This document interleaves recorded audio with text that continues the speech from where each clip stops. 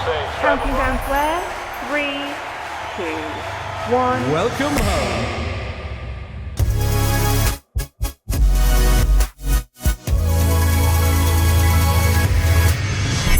We're home, the home of the biggest live music entertainment show in the world.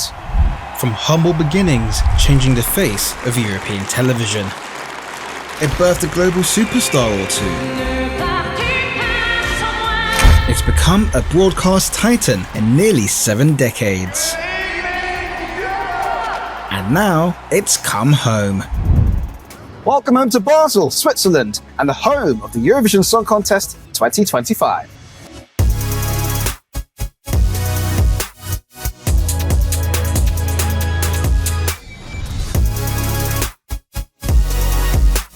And this was how it was made.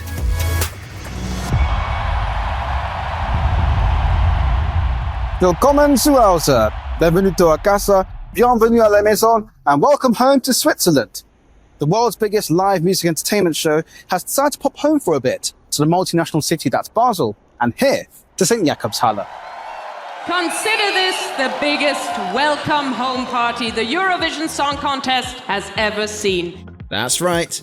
69 years since it started, and with a pit stop in the 80s, the Eurovision Song Contest is back where it all began. But let's do that. Let's go back. In the beginning, inspired by an Italian music festival, the EBU pioneered something groundbreaking, and a Swiss broadcaster took on a mantle for a complex live international transmission. Il Gran Premio Eurovisione 1956 della canzone europea. The first Eurovision Grand Prix. A handful of cameras, 7 countries with 2 songs each, and a monumental voting procedure. We didn't even know who got what, apart from the winner being crowned Lysasia of Switzerland, a fitting win on home turf. Fast forward into the electro days of neon, keyboards, and big hair. Benveni a tots e biaglet. A 7-minute opening film, not one, but 2 songs from our Victor Celine, and a whopping 20 minutes before our first song. We laugh now, but the same happened this year, albeit flashier. And, groundbreaking for its time, a digital scoreboard in its 2nd year, complete with point markers, and feeling very 80s with that font from Clarissa Explains It All. And then, filled up on Swiss chocolate and cheese, the contest bounced all over Europe for the next 3.5 decades. A world away from conductors being epic and becoming backing dancers, and apples pierced live on air.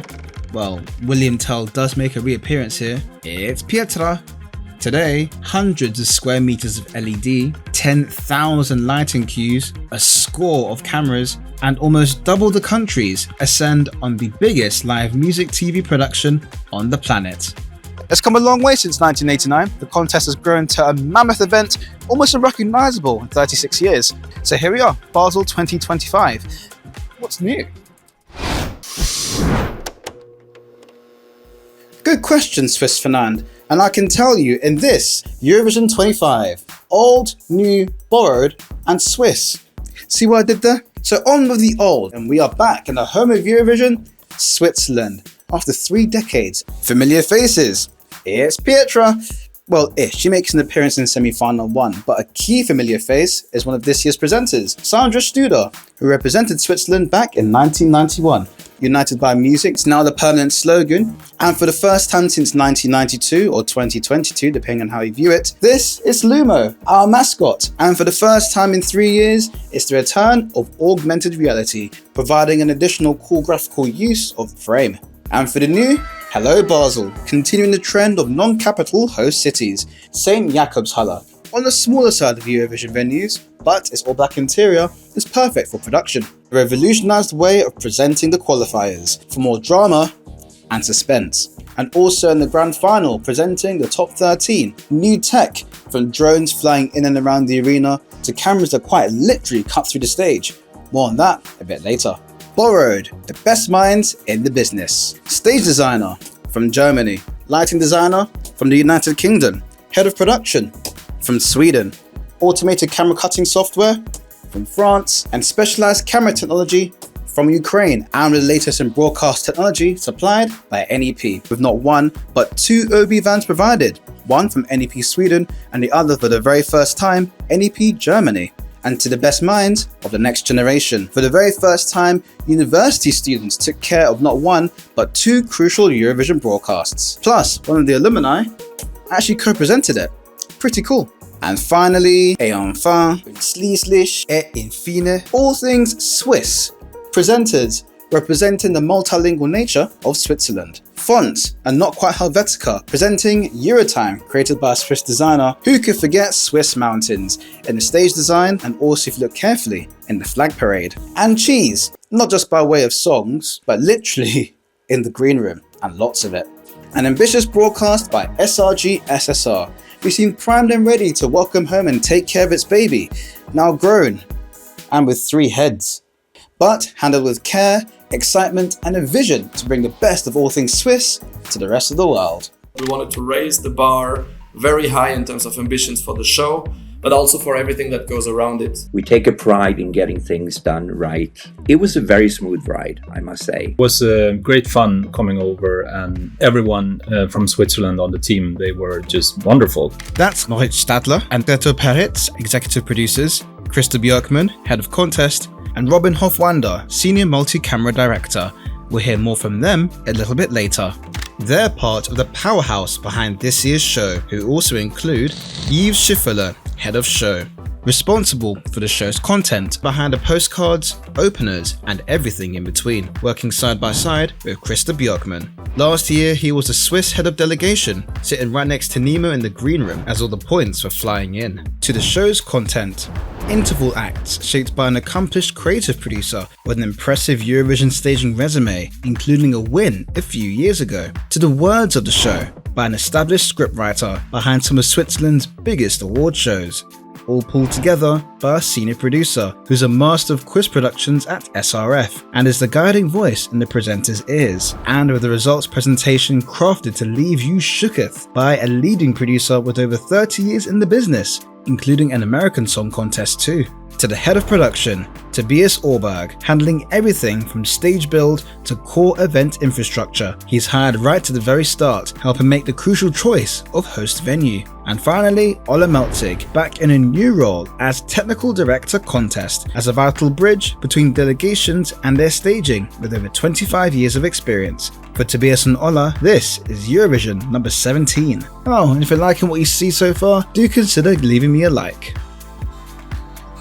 Right, whilst it's nice and pretty out here, there's not much happening outside. That's because all the good stuff is happening inside there. So enough dilly-dallying, shall we? Yeah.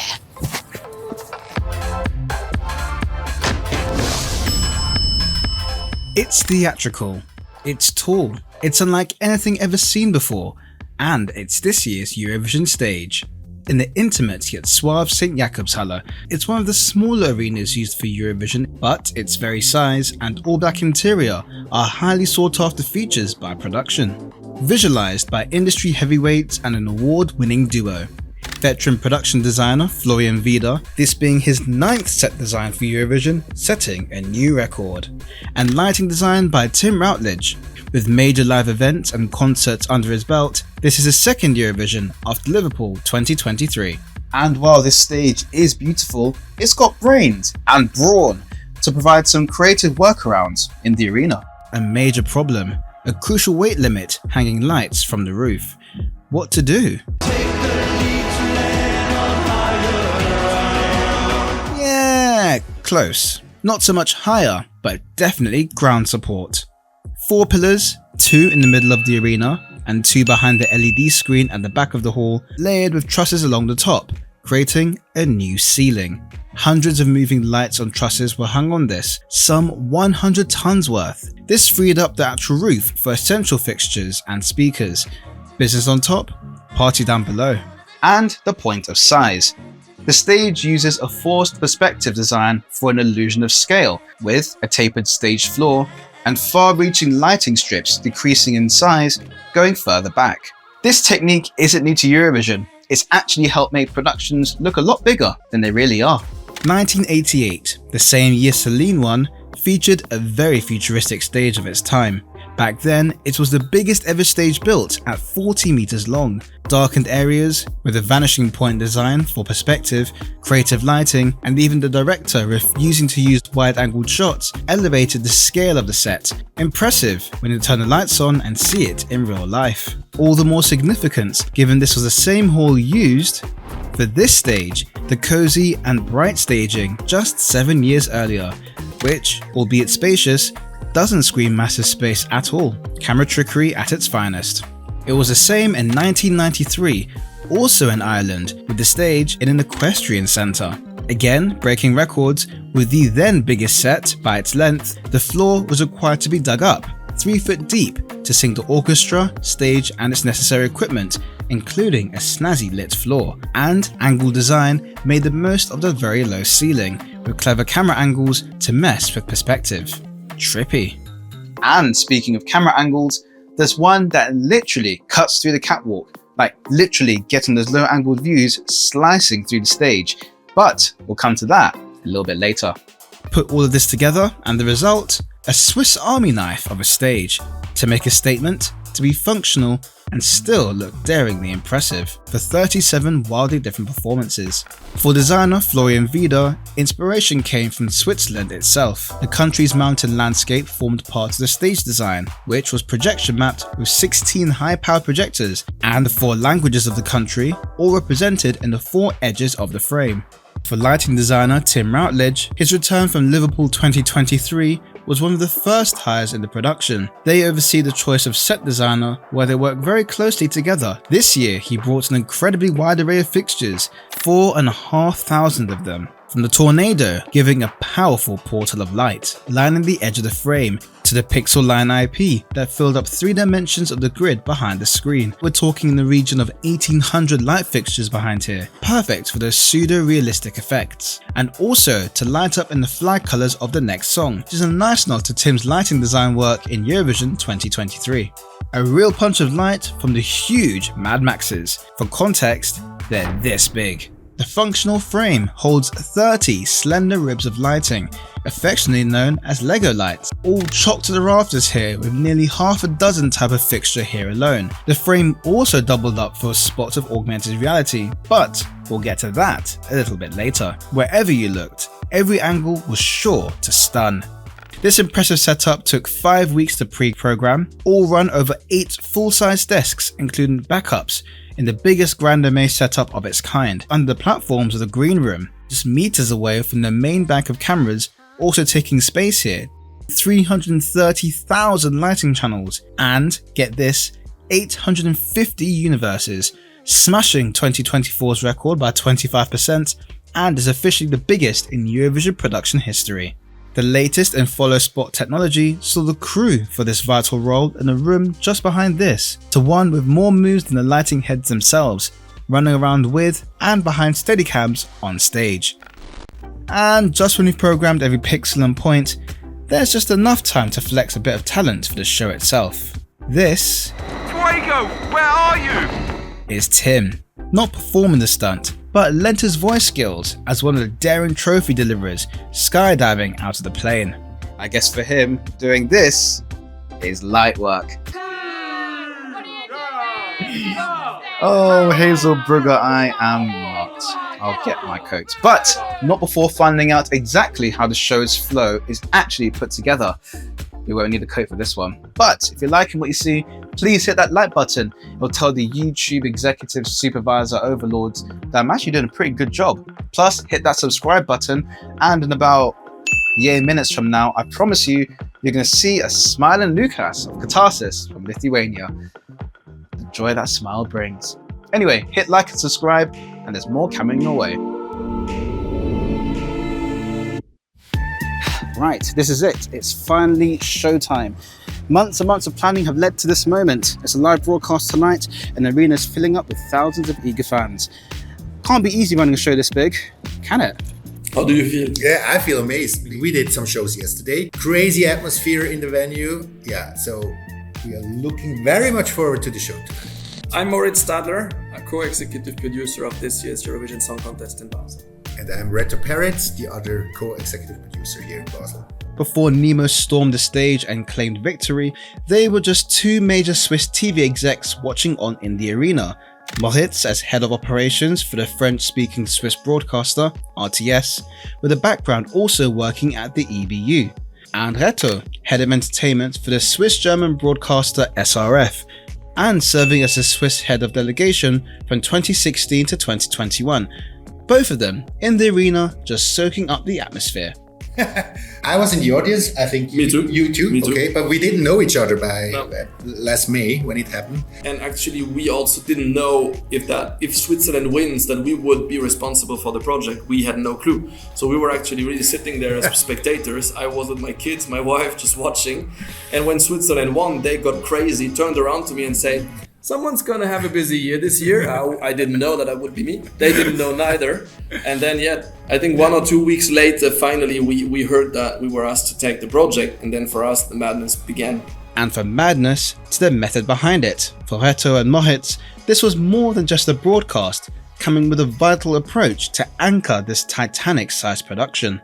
The Song Contest is a bit like a startup company. At the beginning, you're 1 or 2 executive producers. And then in May, you're 1,500. And in between the two, it goes like this. So it's like a startup. And what do you do in a startup? Once you know what you want to sell to the market, that's quite easy on the Song Contest, you need to define your strategy on how to bring it. And we took this analogy into the Song Contest. Even if it's many problems, it's happy problems because you live them once in a lifetime. And at the end, you will miss those problems because you will remember how amazing it was. Where, much like the team ballooning in size, so did the ambition, including an idea never seen or utilized before in Eurovision. My biggest highlight was this extraordinary opening ceremony of the Eurovision Song Contest in Basel, where it was not just 300 meters of a carpet, it was 1.4 kilometers of a carpet. More of 100,000 people in the city enjoy the parade. Standing there. This is crazy. Never happened before at Eurovision. This is an idea you have when you have some drinks back in September and say, that would be cool. We always wanted the Eurovision Song Contest to be really anchored into the Swiss population. We wanted the side events, so the semi-final draw in January and the opening ceremony, to be actually filmed by students, this international signal that spread to the world.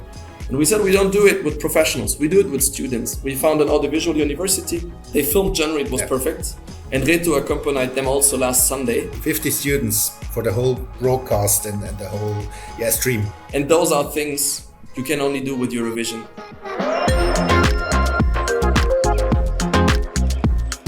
From the whole Eurovision experience to the raison d'etre of this whole exercise and broadcast, the songs. And it's no music playlist building walk in the park. A multi-layered puzzle with several actors and moving parts. There's a science, an art if you will, to crafting the perfect musical showcase. My aim is to let every song has its moment. It's all about the dynamic of the show. My name is Björkman. I have been honored to be used as the contest producer for the Eurovision 7 times. If there's anyone who's completed Eurovision, passed all the levels, and is dominating all the side quests, it's Krista. From first representing Sweden on home turf in 1992, his background as an artist and passion in music journalism for Eurovision led him to revolutionize the Swedish national selection, Melodifestivalen, in 2002, transforming it into the country's most watched TV show for over 20 years, and the most known of its kind in the Eurovision year. It's like the Eurovision before Eurovision. This then turned to solely producing the show itself in 2013, and again during a 4-year run from 2016 with a show producer. Then co-launching the American Song Contest in 2022 with 3 other kingpins in Eurovision and live production, before making a return when the contest came back to Sweden in 2024. This year marks his 7th key role in the contest production, quite aptly matched with Sweden's number of Eurovision wins set the year before. He works side by side with show producer Yves Schifferle. Yves builds the structure and the flow of the show, and Krista looks after the actual entries, the songs in the competition, where there's several things to bear in mind. So I always have to surround every song with 2 other songs that are not compatible, that are not like that one. And in fact, what they do is they make this song noticeable. Whether it's a favorite or a non-favorite, doesn't matter. It's all about the dynamic of the show. I usually look at energy, tempo, colors, props. Obviously, I have to take into consideration. There are some that are impossible to be next to each other just because of the props. Sometimes I fight that, and the backstage people are furious with me. I need to make sure that there are interesting and probable favorites spread out over the show. It's important for the show, it's important for the artist, it's important for the songs, and it has to be right, and each song has to have the possibility to shine, no matter what the odds say. Okay, so that's the rationale behind putting it together, but let's set the scene. Semi-final 2 has just come off air. You have your final 10 qualifiers, plus the 10 from semi-final 1, and the big 5 to build the show. Deep in the locked room in the bowels of the arena, it's crunch time.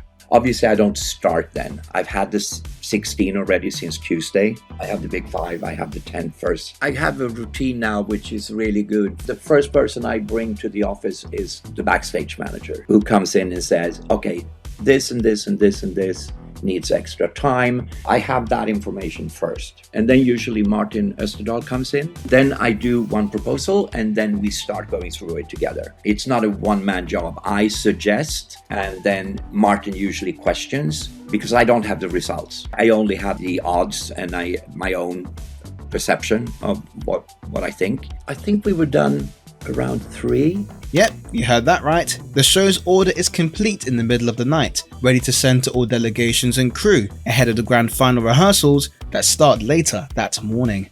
And yes, while this does suggest that although the placing and the running order is important, avoid a song to death slot, better to be in the second half, etc, etc, it's not as important as you may think now that voting is open at the top of the show.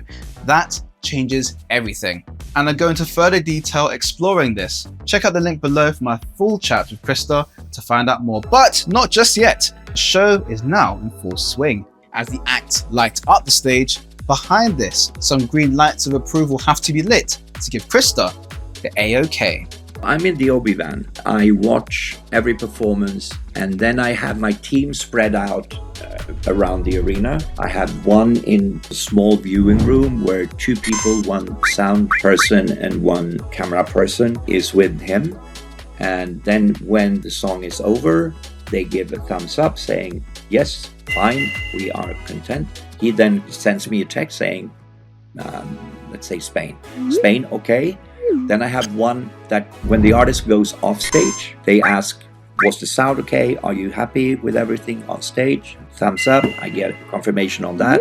And then I also get a confirmation from the green room from the head of delegation that they are also content. So I have like 4 different stations where people on my team give me reports on what has happened on stage and that everything is okay. And then I contact Martin Österdahl and I tell him Spain okay. And then we do that 26 times, and when it's over and done, the contest is done for me, and I leave the Obi van and I go up to the bubble, delegation bubble, and I look at the voting from there. For a bit of a breather perhaps, until the points start coming in. And with points flying in everywhere rewarding performances, it all goes to show just how much effort and manpower goes into each performance across the board. This year was by far the most challenging, but it goes without saying, every year becomes more and more technical, everybody pushing boundaries, everybody wants to do what's never been done before. You'll probably hear once in your lifetime as an artist, most of them anyway. They should be proud. They should go home, no matter what the result is, they should be proud of what they did on that stage for 3 minutes. And that's my job to make sure that happens. Alright, songs out the way, what about the rest of the show? The results part of the show is arguably the most dramatic part of the night, as all the points fly in. Music and sound wasn't introduced until 2011 with Heartbeats, and some background sound in 2012, and various sound effects or an actual background soundtrack in recent years. From 2024, however, the drama was amplified tenfold, with adaptive music played out in real time, originally made for video games. Elias middleware for adaptive music uses pre-composed layer stems with various triggers to react to certain parts in the show, and is seamless for one continuous soundtrack. From suspense before the reveal, jubilations at the 12 pointers, a new high school result,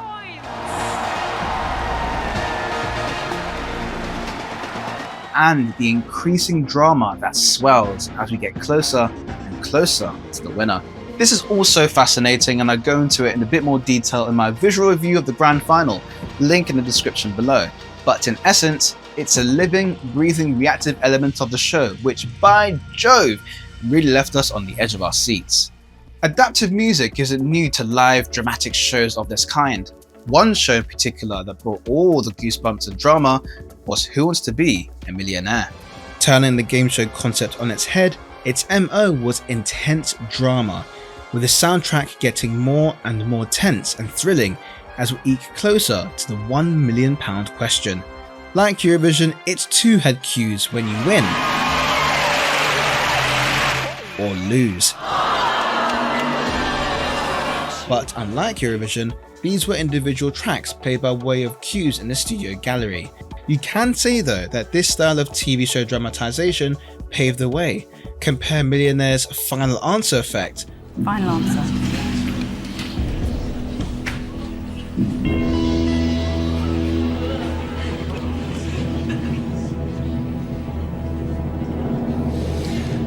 You've just won 1 million! It's the moment Hazel is about to reveal the final points. Austria, from the audience, you have received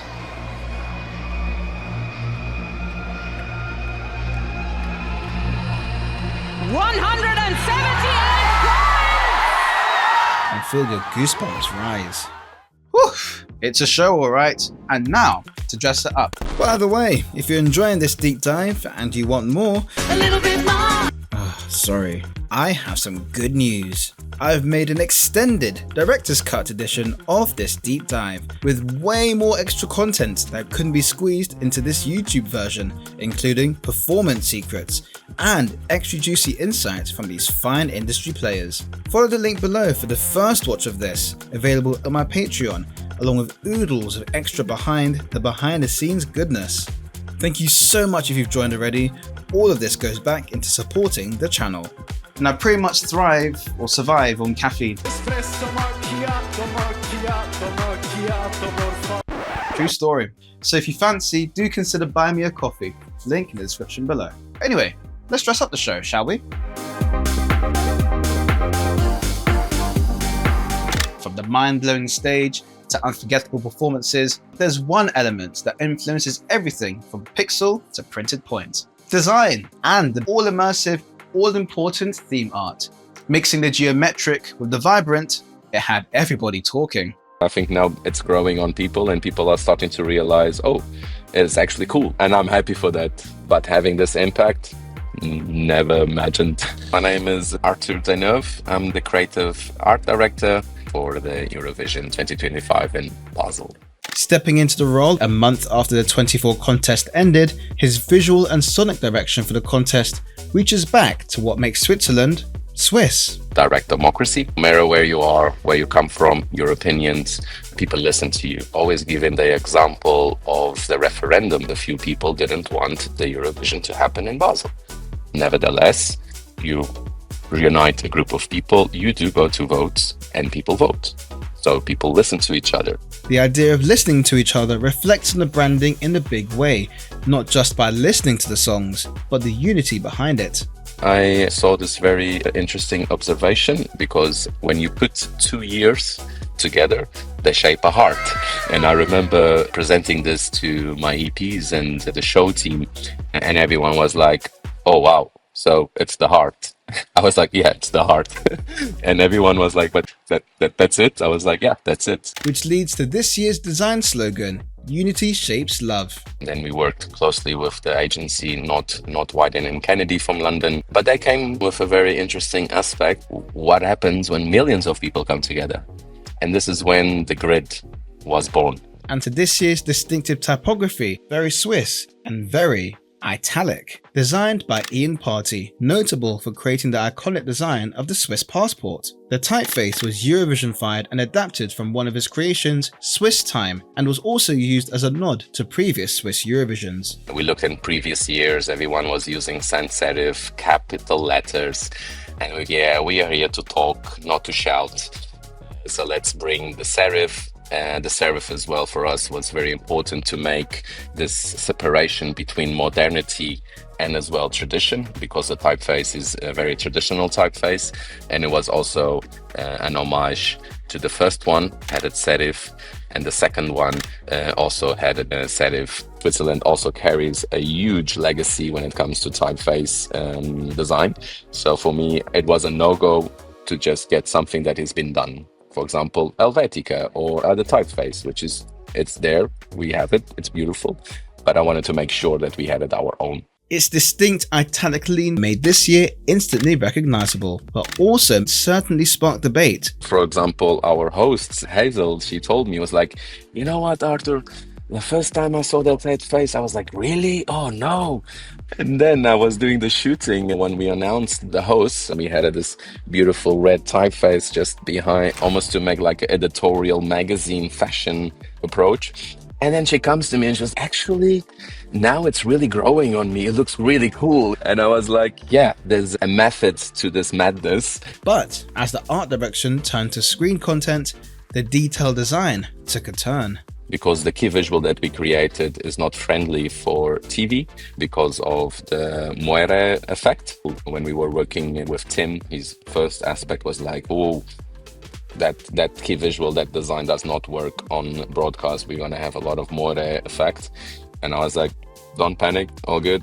There's a plan. We are working on something. I wanted that the branding would have different stages of life. When you have the experience of everything, it always looks different from everywhere, but being part of the same world. This visual evolution is common in broadcast design, where the key branding evolves to form an extra dimension. 2021 and 23, for example, with flat design across most touchpoints, developed into glossy treatments for stage and broadcast. The dazzling screen content was produced by Luke Hall's studio, bringing the art direction to life, including the song title graphics displayed with augmented reality in the frame. Looks aside, art also led what viewers would hear too. The idea was to create a sound signature easily adaptable to onward years, allowing each edition to showcase its country's sound. For this year, all things Swiss, creating the theme track, See You Radiate. Look into the culture of Switzerland, bring everything in, folklore, nature, techno. We also recorded with a group here from Basel with the waddling. And I remember telling the team, I was like, wherever we're going to create, it needs to end up on Spotify and all of the digital platforms. And everyone was like, what? I was like, oh yeah, let's use this. And from a signature sound to a signature element of the contest, the voting, and how graphics meet technology. Think about it. 30-something broadcasters need to display correct voting information all at the same time. A logistical and legal challenge to ensure this is done correctly and for the right duration. How? Hidden beeps. The world broadcast feed contains 2 audio signals picked up by each local station. This signal contains an automated spoken cue and a tone, which triggers the graphics engine to display the appropriate information. When the tone is on, graphics in 3, 2, 1, now. Graphics appear. When the tone is off, 2, 1, now. Bye-bye graphics. The spoken cue also serves as a tool for manual operation where necessary. And finally, the scoreboard. Together with the presentation of results, this year had a radical overhaul. With the qualifiers, a new reveal focusing on 3 countries at a time for amplified drama and suspense. And taken further in the grand final, which continues the in-arena style established in 2024. A slow reveal of the 1 to 10 points a la 2023, revealing only when the spokesperson speaks. Then the full board, which appears after the 12 points have been given. Plus always on position markings and the focus on the top 13 to really narrow in on the pivotal end result. I like this, as this new style suggests the results as a 3-act play. First of all, who got the first 10 points, then who got the 12, and finally the end result. It's nice to see the story results carefully broken down to really dive into a show that, albeit dramatic, can be quite rushed, and is a bit like the intricate directing style seen in 2024. And all of this, of course, wrapped in the dynamic tension music for a real dramatic thriller. And the Swiss grid blueprint sees this laid out satisfyingly in line with the desk. Nice. Managed and operated by VXO Design, the same team behind the Scoreboard in Malmö 24. It runs on their open source software, Casper CG, with a slick solution based on HTML, JavaScript and CSS. Looking closely here, you can see part of the control in a web browser window. The same trio that run this crucial part are embedded in the truck and are ever visible at the executive supervisor's desk with Martin, which means they most likely know the winners of the contest almost immediately, 45 minutes before we do. Speaking of the truck, let's head there now. It's where all the magic is made, bringing all the arena action to your screen.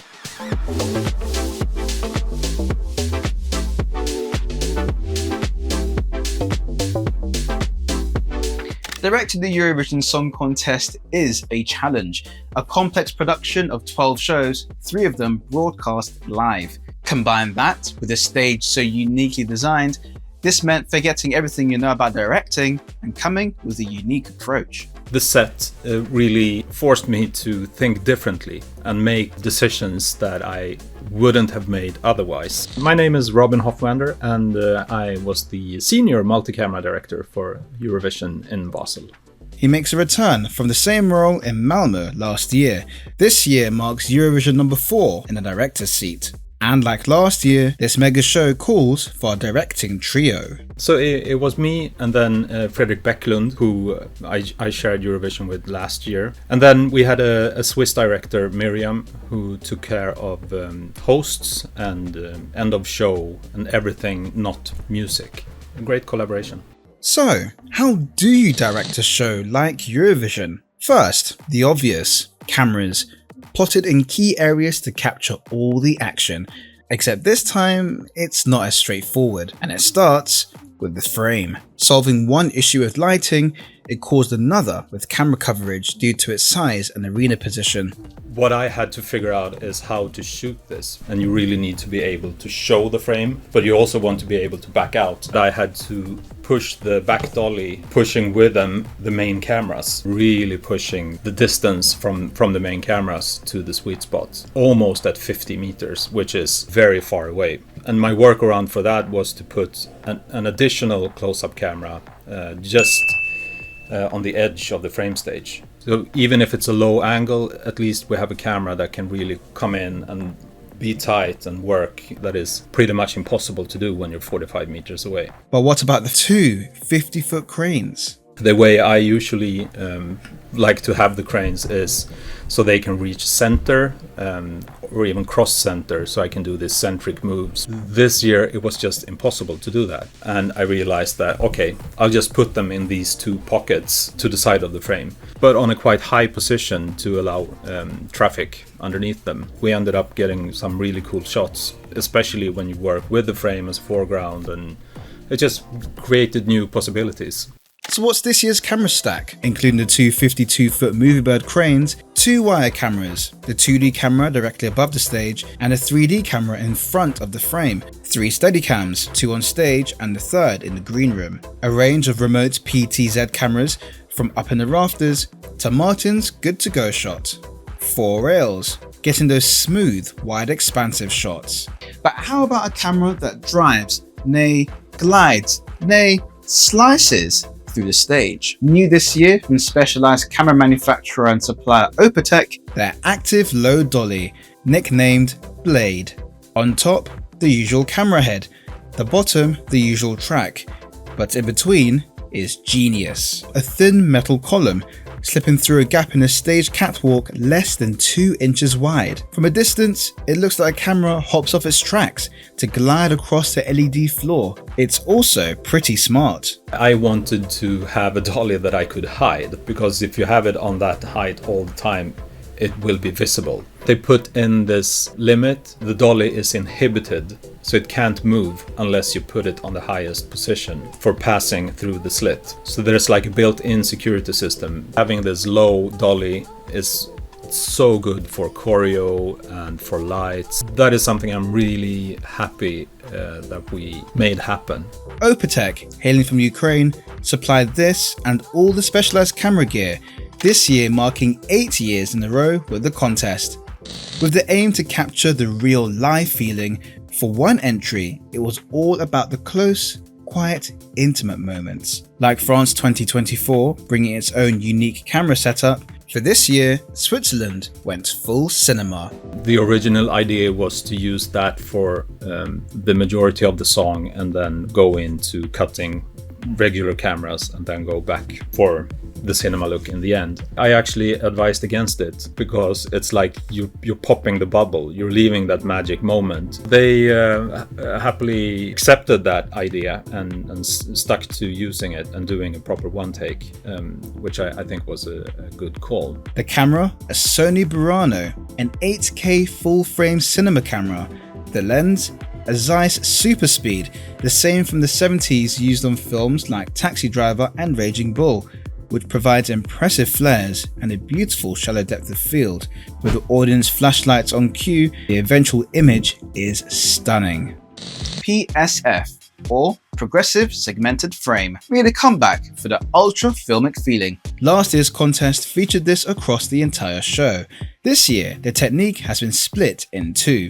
I'm a huge fan of the progressive look. This year what we decided to do was to shoot the show in interlaced, so it was 50i, and then turn on like a film look in the switcher for music performances. By doing that we had like the possibility to go back and forth, getting this more live look of interlaced for everything that is not music, where I really feel you get so much more out of like the emotion of the shots. I just think it's perfect for music. And driving the show, both visually and as a production framework, was Live Edit, the automated camera switcher. It's featured within Junior Eurovision and Sweden's Melodifestivalen as an automated camera cutting tool, at the Super Bowl halftime show to assist in production as a visual timeline, and on a grand scale for the Paris 2024 opening ceremony. There's a show calling system covering 6 kilometers and 150 cameras along the Seine. Back at the contest, however, from a handful of countries reaching the high 90s to 100 plus shots in their performance, on the other side of the spectrum is Switzerland with a single shot all the way through, who shares this record with only 2 other songs in the entire contest history. And the frame, taking advantage of another dimension, augmented reality. Song titles to the voting's graphics, it turned the stage piece into an informational portal. That was something that when I was speaking with the team, I said, hey, this is literally kind of like asking for it. Where and how are we going to use the branding when it comes to AR? We decided on this flat AR and not doing it 3D. So just keeping it on the canvas within the frame, keeping it flat and more magazine-y. I really enjoyed the AR. I think it was great.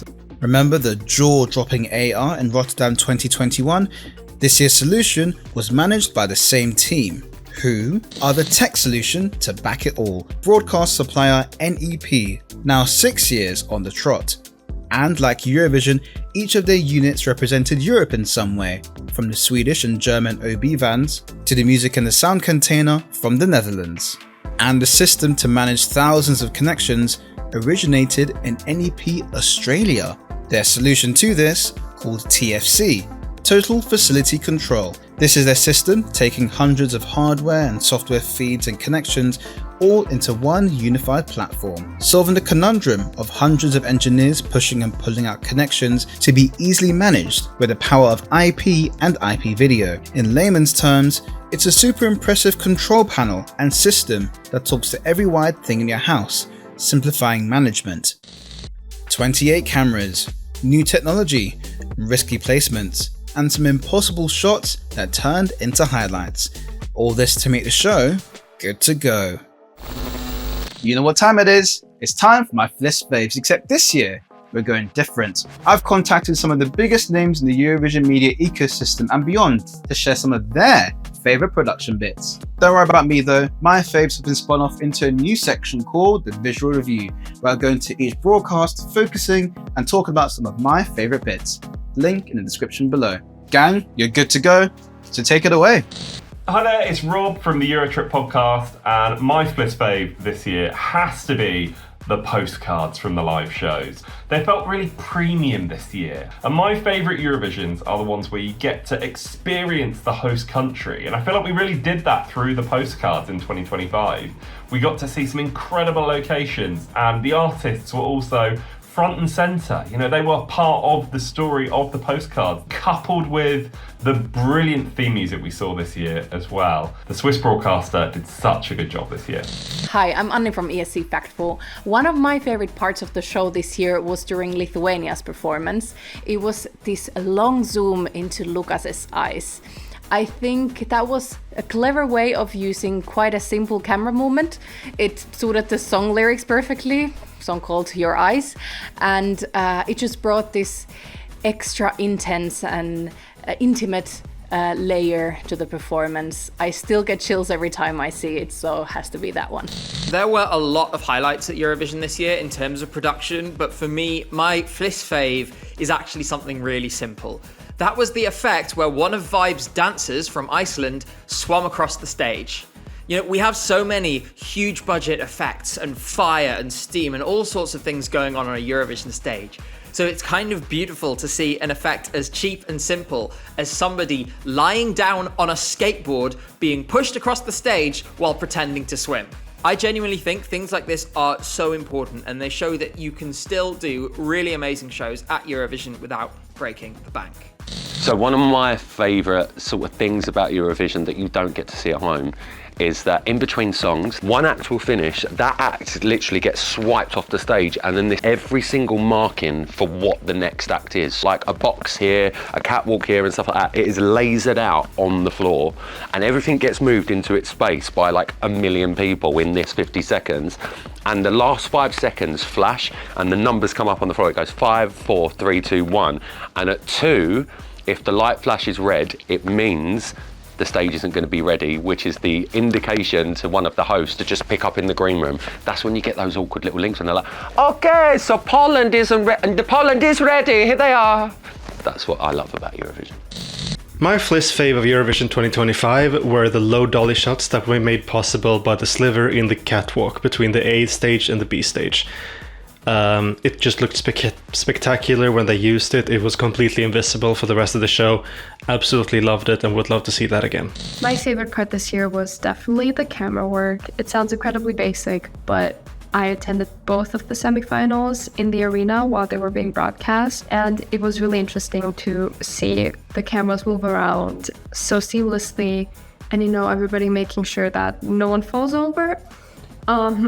Naturally, the quality keeps improving each year, but I really loved the camera work and the quality in general this year. Hey, Michal here from Eurovision Hub, and what I really loved about this year's edition of the contest was the TV screen style frame, you know, at the bottom of the stage, especially how it introduced each new entry and how I think countries like Luxembourg and Albania used it really creatively, and the mountains, that element at the back of the stage was so cool, a really good touch. I love it when a country's character comes through in our stages and our visuals and our artwork and branding. I adore that. My favorite part about the Eurovision Song Contest this year, Eurovision 2025, was our host Hazel Brugger. Every year, there's all this speculation and intrigue over who's going to host the Eurovision Song Contest.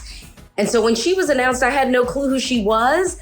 And I mean, through the semifinals, through the rehearsals, through the final, she really was the standout host this year. There's so much scripting, there's costume changes and so many elements, and it's so easy for someone to be on a stage that big and kind of lose their footing. And Hazel just didn't and was entertaining. And oh my gosh, she's gonna go down as one of the best hosts we've ever had at the Eurovision Song Contest. Popping home to say grazie a year before the Big 70, this year's production was one of reinvention, tearing up the old rulebook and demanding new ways of filming, directing, and creating television. From a problem-solving stage, becoming a design and storytelling device, novel and smart camera direction, cutting-edge technology packed into an intimate arena, and the show being musically dynamic and full of Swiss treats. This was live broadcast at its most ambitious. SRG SSR welcomed home its brainchild, delighting its demanding audiences and sending it off into the future, primed for the Big 70. You work for 10 months imagining all kind of crazy ideas. And I think today we can say that 95% of our crazy ideas became reality. For us, it's the biggest music and entertainment show in the world. We want Switzerland to be proud of hosting the world in Basel. We have been working day and night for the last 10 months constantly with this idea. And I think this is what today makes it so special and different from previous editions. All eyes now as we turn to Austria, in the same place that saw its 60th no less. What were your favourite parts of the show? What made you swim across the stage in excitement? And what left you cleaning up crumbs from the floor? Let me know in the comment section below. A massive thank you to Reto Peritz and Moritz Stadler, Björkman, Art'ur Deyneuve and Robin Hofwander for their incredible insights into this production. And a special thanks to the key people for without whom this episode wouldn't be possible. If you enjoyed what you saw, please hit that like button, subscribe to the channel for more, where you can see plenty more videos where I go behind the scenes on the biggest shows on the planet. If it's big and it's live, I'm there. If you want more, check out my Patreon for the definitive director's cut and plenty more behind the scenes goodies too. Thanks for watching as always, and I'll see you in the next video.